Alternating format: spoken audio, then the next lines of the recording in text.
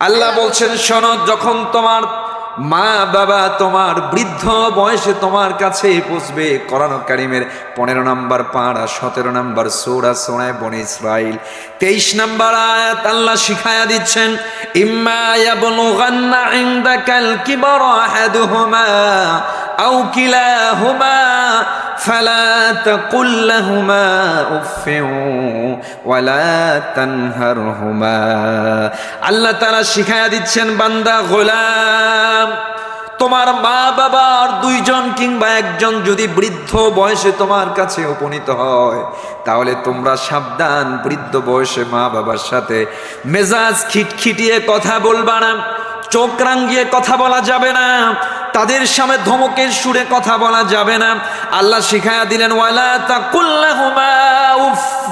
এখানে আল্লাহ বললেন, ধমক তো দূরের কথা, এমন কোন আচরণ তাদের সাথে করা যাবে না যেই আচরণের কারণে তারা উফ শব্দ তাদের মুখ দিয়ে বের হয়ে যায়। খুব ভালো করে বুঝবেন, ধমক তো দূরের কথা, আল্লাহ বললেন এমন আচরণ করা যাবে না যে আচরণ করলে তারা উহ শব্দ বলে, দিল থেকে আ শব্দ বলে, কষ্টের কথা বলে, এমন কোন আচরণ করা যাবে না। আল্লাহ বললেন সাবধান, ওয়ালা তাকুল লাহুমা উফফিন ওয়ালা তানহারহুমা। মা বাবাকে ধমক দিয়ে কথা বলা যাবে না, চোখ রাঙিয়ে কথা বলা যাবে না। আল্লাহ শিখায়া দিলেন কেমনে বলবা, ওয়াকুল লাহুমা কাওলান কারীমা।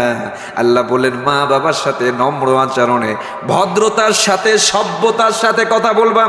আমার আপনার যতটুকু ভদ্রতা হতে পারে, ভালো করে বুঝবেন।